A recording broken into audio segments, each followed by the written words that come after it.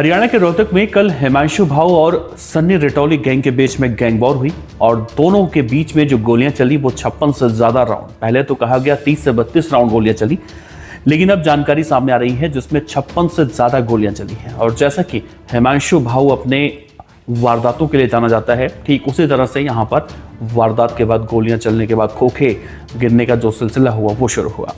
खैर, हिमांशु भाऊ और सन्नी रिटौली दोनों के बीच में आकर दुश्मनी क्या है जो पिछले कई सालों से यानी 4 से 5 सालों से लगातार इन दोनों के बीच में गैंग वॉर हो रहा है और अब तक इन दोनों गैंग वॉरों में कई लोगों की जानें जा चुकी हैं।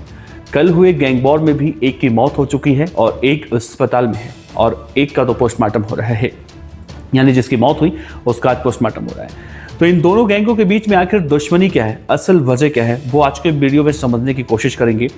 नमस्कार, मेरा नाम है देवनाथ पांडे और आप देख रहे हैं BDF न्यूज।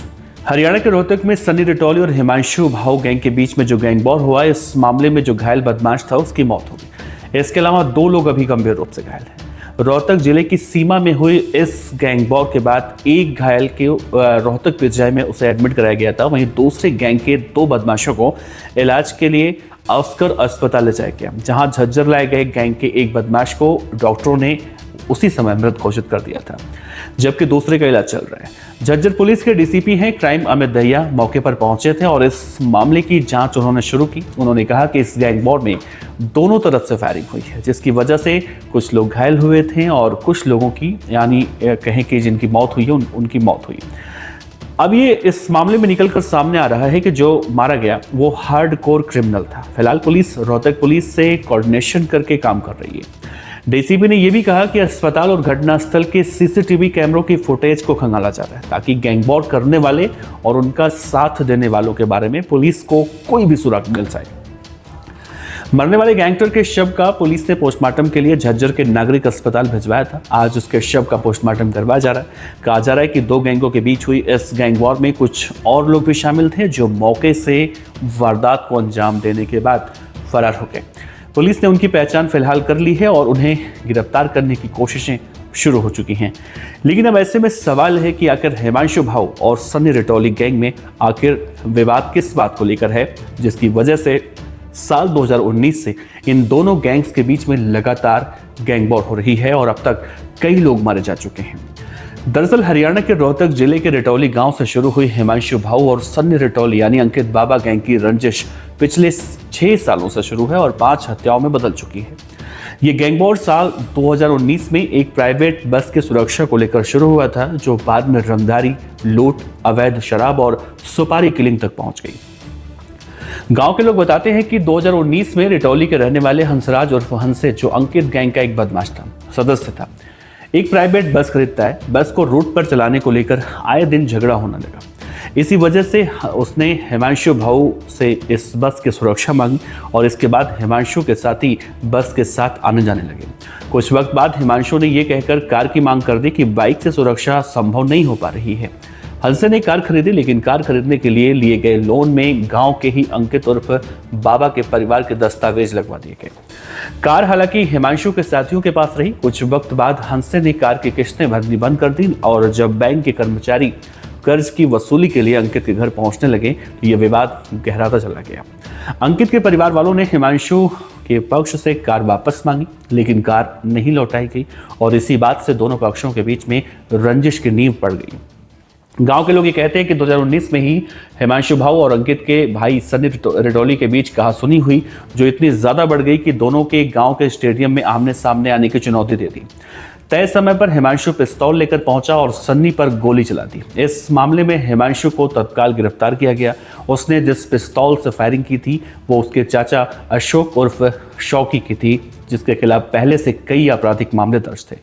दोनों गैंग एक ही गांव और एक ही जिले में एक्टिव थे, जिससे टकराव बढ़ता गया। इसका नतीजा 2 मार्च 2022 को सामने आया, जब अंकित गैंग ने हिमांशु के चाचा अशोक उर्फ शौकी के बेटे रोहित उर्फ बजरंग की गोली मारकर हत्या कर दी। इस वारदात के बाद भाग रहे आरोपितों को पकड़ने की कोशिश में राजेंद्र उर्फ माडू की भी गोली मारकर हत्या कर दी गई। इस दोहरे हत्याकांड में अंकित उर्फ बाबा के चाचा अनिल की रेकी में भूमिका सामने आई।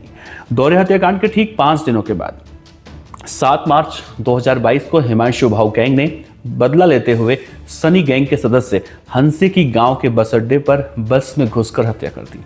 चौथी हत्या 1 जून 2025 को हुई, जब अंकित के चाचा अनिल को जमानत पर बाहर लाया गया था। उन्हें गोली मारकर उन्हें मार दिया गया। यह हत्या भी हिमांशु भाऊ के इशारे पर कराई गई थी। पुलिस के मुताबिक अंकित उर्फ बाबा पर 2016 में पहला केस दर्ज हुआ था, 2018 में दोबारा मारपीट और धमकी, और 2022 में हत्या और 23 में गिरफ्तारी के बाद वो जेल में है। उसके भाई सनी पर 2021 से 2022 के बीच मारपीट, जानलेवा हमला और हत्या के केस दर्ज हुए। वहीं हिमांशु भाऊ मूल रूप से रिटौली का रहने वाला है। 2019 तक वो एक छात्र था। हिमांशु ने 17 साल की उम्र में फायरिंग की। नाबालिग होने पर उसे हिसार सुधार गृह भेजा गया, बाल सुधार, जहां से वो फरार हुआ। और आज हिमांशु भाऊ पर हत्या, लूट, फिरौती और धोखाधड़ी के कुल 18 से ज़्यादा मामले इस वक्त दर्ज हो चुके हैं।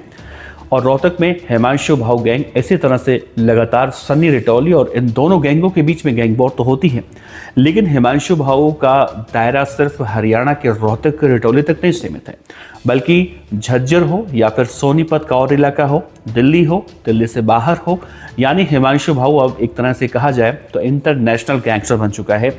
और हिमांशु भाऊ का साथ इस वक्त दे रहा है साहिल रिटौली, जो उसके साथ ही पुर्तगाल में बैठा है।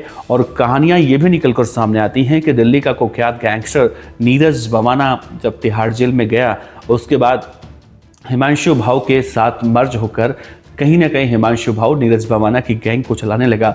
और जब दिल्ली में अब से करीब 1 साल पहले रजौरी गार्डन में बर्गर किंग रेस्टोरेंट में फायरिंग हुई थी, उस वक्त सोशल मीडिया पर खुलेआम हिमांशु भाऊ ने नीरज भवाना को भी धमकी दी थी और कहा था कि हम जिसका साथ देते हैं उसका साथ खुलेआम देते हैं। लेकिन नीरज भवाना शायद उस वक्त जमानत की मांग कर रहा था, तो उसने ये कह दिया था कि हमारा हिमांशु भाऊ गैंग से कोई भी लेना देना नहीं है।